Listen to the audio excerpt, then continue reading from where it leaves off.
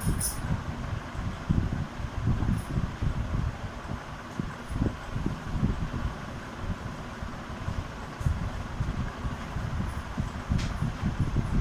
बच्चों, कैसे आप सब लोग।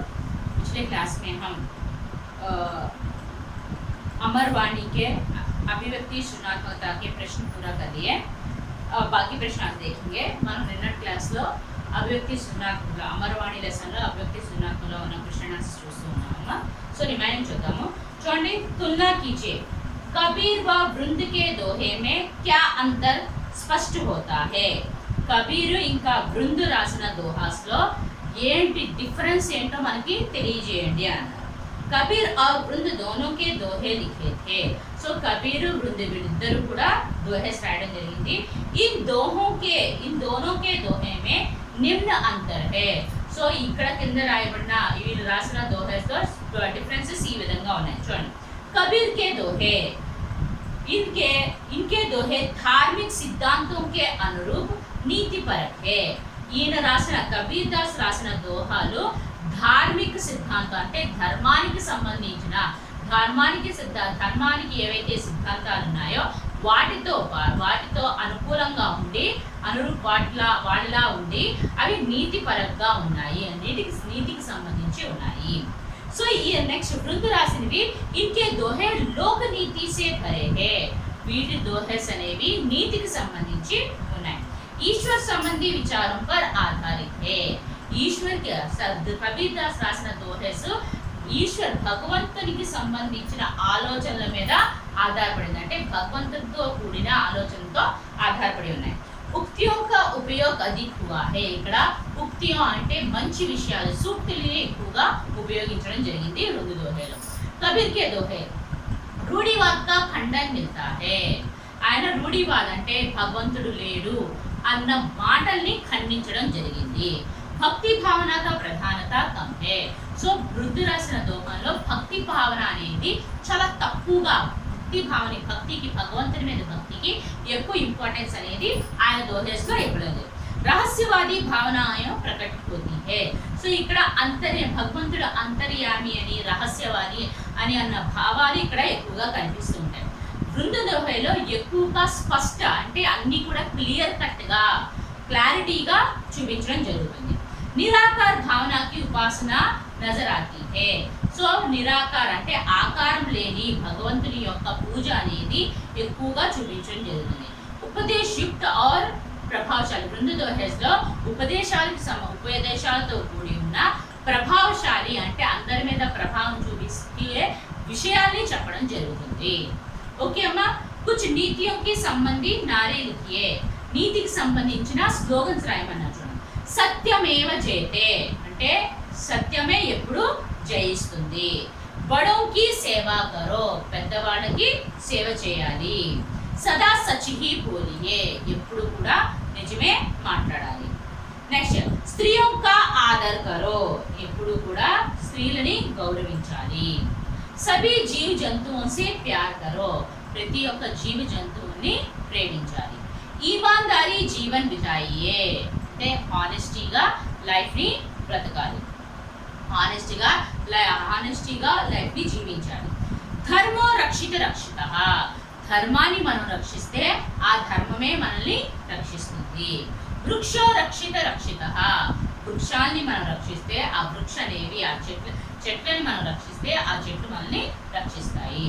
విద్యావాన్ సర్వత్ర పూజ్యంతే ఎక్కడైతే విద్యావంతుడు ఉంటాడో విద్యావంతుడు ఎక్కడికి వెళ్ళినా సరే, ఏ ఏరియాకి వెళ్ళినా సరే వాళ్ళని పూజించడం జరుగుతుంది। ఓకే అమ్మా, कबीर और वृंद के दोहे में हमारे जीवन में किस प्रकार प्रभावित करते हैं बताइए। కబీర్ ఇంకా వృంద రాసిన దోహేలు మన జీవితంలో ఏ విధంగా ప్రభావం చూపిస్తాయో చెప్పండి అని। कबीर और वृंद के दोहे हमारे जीवन को इस प्रकार प्रभावित करते हैं। ఈ విధంగా ప్రభావితం చూపిస్తాయి। सो कबीर के दोहे हमें भगवान के सुख के समय में ही स्मरण करने की आदत दिलाती है। सो कबीर के दोहे में, कबीर के द्वारा लिखे गए दोहे में हमारा कबीर कहते हैं कि दुख में ही नहीं, हम सुख में भी भगवान का स्मरण करने से, दुख में भी नहीं, सुख में भी भगवान का स्मरण करने से हमें दुख कभी भी नहीं आता। అంటే ఇక్కడ కబీర్ దాస్ ఏం చెప్పారంటే మనం దుఃఖంలో ఉన్నప్పుడే కాకుండా సుఖంలో కూడా మనకి భగవంతుడిని మనం పూజిస్తే, భగవంతుడిని గుర్తు చేసుకుంటే, భగవంతుడిని స్మరిస్తే మనకి సుఖే సమయం మన ఆ సుఖంలో కూడా మనకి దుఃఖంలోనే కాకుండా సుఖంలో కూడా భగవంతుని స్మరించుకోవాలి. అలా స్మరించు ఆ అలవాటు అనేది చేసుకుంటే మనకి దుఃఖం కూడా సుఖంలాగా మారుతుంది అని ఇక్కడ చెప్పడం జరిగింది. कबीर के दोहे में हमें जीवन में किसी भी काम को जल्दबाजी में ना करने की आदत सीख लेते हैं। हर एक काम बहुत सोच विचार करके साथ साथ धीरे धीरे करने का आदत हम सीख लेते हैं। सो इस कबीर के दोहे में लिखा गया है कि हर एक काम को धीरे धीरे करना चाहिए, वो अपना समय पर काम करना चाहिए। कोई भी काम हम जल्दबाजी में बिना सोच विचार करके नहीं करना चाहिए। बिना सोच विचार करने से वो काम हमें बहुत ही नष्टदायक होता है। कोई भी काम अपने समय अनुसार होता है और जल्दबाजी नहीं करना चाहिए। धीरे धीरे करने से हम कोई भी काम धीरे धीरे करने का आदत डालने से वो काम में स्पष्टता आती है, वो काम में सक्सेस भी मिलता है। సో ఇక్కడ కబీర్ దోహేలో ఏం చెప్పారంటే మనం ఏ పని అయినా సరే తొందరపాటుతనంతో చేయకూడదు, నెమ్మదిగా చేయటం అనేది అలవాటు చేసుకోవాలి. సో ఏ పని అయినా సరే చక్కగా ఆలోచించి ఏది కరెక్ట్ ఏది రాంగ్ అని ఆలోచించుకొని పని చేయాలి, కానీ తొందరపాటుతనంతో త్వరగా చేస్తే ఆ పనిలో మనకి నష్టమే కానీ ఎప్పుడూ లాభం అనేది జరగదు అని చెప్పడం జరిగింది. నెక్స్ట్, कबीर के दोहे के द्वारा हम भगवान से हमारे लिए जितना आवश्यक है उतना ही देने की प्रार्थना करें। सो कबीर के दोहे में कहा भगवान से प्रार्थना करते समय कहा गया कि हमें जितना आवश्यक है, माने हमारे लिए, हम अपने परिवार के लिए, हमारी भूख मिटने के लिए और अपने परिवार के भूख मिटाने के लिए, और हमारे घर में जो याचक आते हैं, जो साधु आते हैं, उनको भी हम भूखा ना रखने कर, माने उनको भी खाना देने के लिए हम जितना आवश्यक है उतना ही हम मांगना चाहिए, उतना ही देने की प्रार्थना करना चाहिए. సో ఇక్కడ కబీర్ దాస్ ఏం చెప్పారంటే మనం భగవంతుడిని మనకి ఎంత అవసరమో, అంటే మనం డబ్బు సంపాదించుకున్న డబ్బుతో మనకు కావాల్సింది ఏంటి, మన ఆకలితో మనం పట్టించకూడదు, మన ఫ్యామిలీ కూడా అలమటించకూడదు, మన పేరెంట్స్, మన ఇంటికి ఎవరైతే సాధువులు వస్తారో వాళ్ళు కూడా ఆకలితో అలమటించకూడదు. సో మనం భగవంతుని ఏమని ప్రార్థించాలి, మన ఆకలి తీరాలి, మన ఇంట్లో ఉన్న మన ఫ్యామిలీ మెంబర్స్ ఆకలి తీరాలి, ఇంకా ఎవరైతే మన ఇంటికి సాధువులు వస్తారో వాళ్ళకు కూడా కడుపు నిండా అన్నం పెట్టాలి అన్న ప్రార్థన చేయాలి, కానీ అంతకన్నా ఎక్కువగా మనం ఆశించకూడదు అని ఇక్కడ కబీర్ దాస్ చెప్పారు. నెక్స్ట్, वृंद के दोहे के द्वारा हमें उत्तम जन के स्नेह करने से सीख लेंगे, हम जान सकेंगे कि सज्जनों से ही दोस्ती करनी चाहिए. सो यहाँ पर वृंद के दोहे में क्या कहता है, हम उत्तम जन के संग में, हम उत्तम व्यक्ति से, श्रेष्ठ व्यक्ति से, अच्छे व्यक्ति से स्नेह करने से हमारा जीवन भी सुखमय होता है. वैसे माने हम जानना चाहिए कि अच्छे व्यक्तियों के साथ संगति करने से हमारा जीवन जो है सुखदायक बनता है, स्वर्ग बनता है. సో ఇక్కడ బృంద దోహేలో ఏం చెప్పారంటే మనం మంచి వాళ్ళతో స్నేహం చేస్తే మన జీవితం అనేది సుఖమయంగా మారుతుంది. సో అందుకని మనం మంచి వాళ్ళతో స్నేహం చేయాలనే ఆ నీతి అనేది మనం నేర్చుకోవాలి. మనం ఏం తెలుసుకోవాలంటే మంచి వాళ్ళతో స్నేహం చేస్తే మన జీవితం అనేది మంచి వాళ్ళతోనే స్నేహం చేయాలి, మంచి వాళ్ళతోనే తిరగాలి, మంచి అలవాట్లనే నేర్చుకోవాలి అనేది మనం తెలుసుకోవాలి. नेक्स्ट, वृंद के दोहों के द्वारा हमारा जीवन में हम हमेशा अच्छे से अच्छे काम ही करने का सीख लेंगे, क्योंकि हम अच्छे कामों से ही सुख और पुण्य मिलता है, बुरे कामों से पाप मिलता है. हम दूसरों को जो करेंगे हमें भगवान में वही करेगा. सो हम दूसरों को हमेशा क्या करना चाहिए, दूसरों को हम अच्छे काम करके हम हमारे जीवन में, हर एक के जीवन में अच्छे काम करके अच्छा करने के लिए सोचना चाहिए. दूसरों को भी हम अच्छा ही करना चाहिए. दूसरों को बुरा करके हम दूसरों को बुरा करके सुख चाहेंगे तो वो कभी भी नहीं मिलेगा। हम जिस प्रकार हम अच्छे से रहेंगे तो अच्छा ही रिफ्लेक्ट होकर आएगा, हम बुरा करेंगे तो बुरा ही रिफ्लेक्ट होकर आएगा। इसीलिए हमें यह सीखना चाहिए हर एक व्यक्ति को हमारे जीवन में अच्छे से अच्छे काम करके अच्छे से काम करने का सीख लेना चाहिए। अच्छे कामों से ही हमें सुख और पुण्य मिलता है, बुरे काम करेंगे तो हमें पाप मिलता है। इसीलिए हम अच्छे काम करके पुण्य को कमाना चाहिए। हम दूसरों को अच्छा करेंगे तो अच्छा ही वापस आएगा, अगर दूसरों को बुरा करेंगे तो बुरा ही वापस आएगा। तो हम जो करेंगे वही हमें भगवान देगा। సో ఇక్కడ ఏం చెప్పారంటే బృందు తన దోహెస్లో ఎప్పుడూ కూడా మన జీవితం ప్రతి ఒక్కరికి కూడా మనం మంచి పనులు అనేవి చేయాలి, మంచి పనులు అనేవి నేర్చుకోవాలి। ఎందుకంటే మనం మంచి పనులు అనేవి చేయడం వల్ల మన జీవితంలో మనకి సుఖము దొరుకుతుంది, పుణ్యము దొరుకుతుంది। మనం చెడు చేసి మంచిని కోరుకోవాలనేది ఎప్పటికీ రాదు। మనం ఏదైతే మన బంతి ఎలా వేస్తామో అలానే రిఫ్లెక్ట్ అయ్యే వస్తుంది, అలానే మనం మంచి చేస్తే మనకి మంచి రిఫ్లెక్ట్ అయ్యి వస్తుంది, చెడు చేస్తే చెడు రిఫ్లెక్ట్ అయ్యి వస్తుంది। సో ఒకరికి చెడు చేసి మనం మంచిని ఎక్స్పెక్ట్ చేయడం అనేది కరెక్ట్ కాదు, ఎంత అవివేకమో। మనం అలానే మంచిని చేసి మంచిని ఎక్స్పెక్ట్ చేయాలి కానీ చెడు చేసి మంచి అనేది ఎక్స్పెక్ట్ చేయకూడదు। సో మంచి చేయటం వల్ల మనకి సుఖము పుణ్యము, చెడు చేయటం వల్ల మనకి పాపం తగులుతుంది।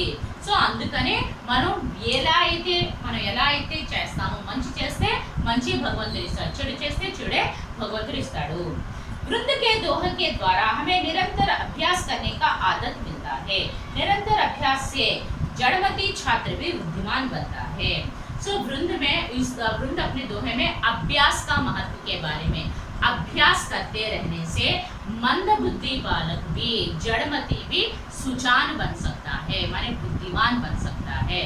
सो यह अभ्यास का महत्व को जानकर हम कोई भी काम अभ्यास करते रहने से वो काम हमें आसान हो जाता है। तो इसका उदाहरण शिला पर पड़ने वाले निशान से हवैया वृंद ने बताया गया है। तो बार बार खींचने से रस्सी खींचने से रस्सी का निशान पत्थर पर पड़ रहा है, वैसे ही हम बार बार अभ्यास करने से कोई भी मंद बुद्धि बालक भी बुद्धिमान बन सकता है। సో ఇక్కడ వృందు తన దోహెస్ ద్వారా ఎప్పుడు మనం అభ్యాస అనేది ప్రాక్టీస్ అనేది చేస్తే ఎంత మందబుద్ధి వాడైనా తెలివైన వాడుగా మారగలడు। సో మనం ప్రాక్టీస్ అనేది ఎక్కువగా చేయడం వల్ల ఎంత కఠినమైన పని అయినా మనకి ఈజీ అవుతుంది। దీని ఉదాహరణ రాయి మీద అచ్చు పడటం అనేది మామూలు విషయం కాదు। సో ఆ తాడు అనేది కంటిన్యూగా లాగుతూ ఉండటం వల్ల ఆ రాయిని తాడు పోయగలిగింది। సో అందుకనే ఆ రాయి మీద తాడు యొక్క మచ్చలు అనేది మనం చూస్తున్నాం। సో ప్రాక్టీస్ అనేది అలానే జరుగుతుంది, ప్రాక్టీస్ మేక్స్ మ్యాన్ పర్ఫెక్ట్, అంటే మనం రాని విషయాన్ని మనం ప్రాక్టీస్ చేయడం వల్ల అది మనకి ఈజీ అవుతుంది। సో ఇక్కడ వృందు ప్రాక్టీస్ యొక్క అభ్యాస యొక్క గొప్పతనాన్ని చెప్పడం జరిగింది। इस प्रकार कबीर और दोहे वृंद के दोहे हमारे जीवन में ప్రభావిत करते हैं। ఈ విధంగా కబీర్ ఇంకా వృంద రాసిన దోహాలు వాళ్ళ జీవితంలో మనకు మంచి ప్రభావం చూపించడం జరిగింది। ओके अम्मा, नेक्स्ट भाषा की बात जोड़ने, जड़मती शब्द जड़ और मती शब्दों से जोड़ने पर बना है। ऐसे ही कुछ शब्द बनाइए। సో జడమతికి జడమతి రెండు కలిపితే జడమతి అయింది। సో అలాంటివి కొన్ని వర్డ్స్ తయారు చేయండి అన్న। జడ్ ప్రకృతి, జడవాద్, జడహీన్, జడావ్, జడావు, జడహన్, జడతాయి, జడకాల, ఇవన్నీ కూడా జడ్ని ఉపయోగించి వర్డ్స్ని తయారు చేయడం జరిగింది। జడ్ ప్రకృతి అంటే జడ్ ప్లస్ ప్రకృతి, జడవాద్ జడ్ ప్లస్ వాద్, జడహీన్ జడ్ ప్లస్ హీన్, జడావ్ జడ్ ప్లస్ ఆవ్, జడావు జడ్ ప్లస్ ఆవు, జడహన్ జడ్ ప్లస్ హన్, జడతాయి జడ్ ప్లస్ తాయి, జడకాల జడ్ ప్లస్ కాల। ఓకే అమ్మా, అర్థమైందా? అభివ్యక్తి సృజనాత్మక క్వశ్చన్స్ అన్ని కూడా కంప్లీట్ అయింది।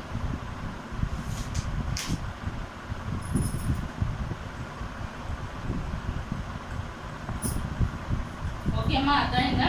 సో ఇక్కడ పరియోజనకారి చూడండి, పరియోజనకారి కూడా కొన్ని దోహెస్ ఇచ్చారు। కబీర్ కే దోహే, जाति ना पूछो तो साधु की, पूछ लीजिए ज्ञान, मोल करो तलवार का, पड़ा रहने दो म्यान। సో మనం ఇక్కడ దీని అర్థం ఏంటంటే మన సాధు యొక్క జాతి కన్నా ఆయనకున్న జ్ఞానం ఏంటో అడగండి అని అడుగుతున్నారు. మోల్ కరో తల్వార్ కా, తల్వార్ అనేది ఎంత వాల్యూ తెలుసుకోండి, కానీ అది కంపల్సరీగా మనం ఎందులో పెట్టాలి, వరలోనే పెట్టాలి అని చెప్పడం జరిగింది. जो जल बाड़े नाव के घर में बाड़ो दाओ दोनों हाथ उछलिए या सज्जन को कहो काम। नेक्स्ट, वृक्ष कभू नहीं फल बकाए नदी ना संचय नीर परमारथ के कारणे साधुना धरा शरीर। नेक्स्ट, वृंद చూడండి, मधुर वचन ते जात मिट उत्तम जन अभिमान तनिक शीत जलसों मिटे जैसे दूत तूफान। विद्या धन उदयम बिन काहो जू पावे कौन, बिला दुलाई ना मिले जो पंखा को कौन। अपनी पहुंच विचारी गए करतब करियो दौर तेते पाँव पसरियो जेती लांबी सोर। ఓకే అమ్మా, ఇవన్నీ కూడా మనకి పరియోజనకారి యొక్క words. Next,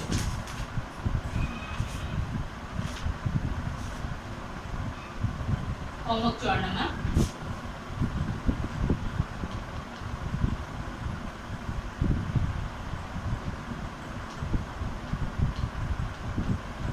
Amar Vani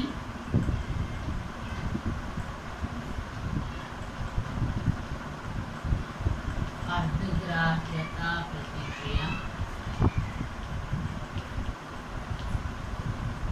1, 2, 3 question answers. Learn and write without seeing in your notebook. Okay అమ్మా, అమర్ వాణిలో अर्धग्राह्यता प्रतिक्रिया 1, 2, 3 क्वेश्चन आंसर. पेज नंबर 223 लो చూడండి. कुछ प्रमुख हिंदी कवियों के नाम बताइए, कबीर के बारे में बताइए, अभ्यास का क्या महत्व है. ఈ మూడు క్వశ్చన్స్ చదివి చూడకుండా మీ హోంవర్క్ బుక్స్ లో రాయండి. ఓకేనా? నిన్నటి క్లాస్ అందరూ కూడా గ్రామర్ పార్ట్ కంప్లీట్ చేసుకున్నారు కదా అమ్మా. ఈ రోజు అర్ధగ్రాహ్యత ప్రతిక్రియలో 1, 2, 3 క్వశ్చన్ ఆన్సర్స్ అనేవి చదివి చూడకుండా మీ నోట్ బుక్స్ లో రాయండి. నెక్స్ట్ క్లాస్లో ఆ లెసన్లో వచ్చిన గ్రామర్ పార్ట్ రాద్దాం. ఓకే అమ్మా, థ్యాంక్ యూ, బాయ్.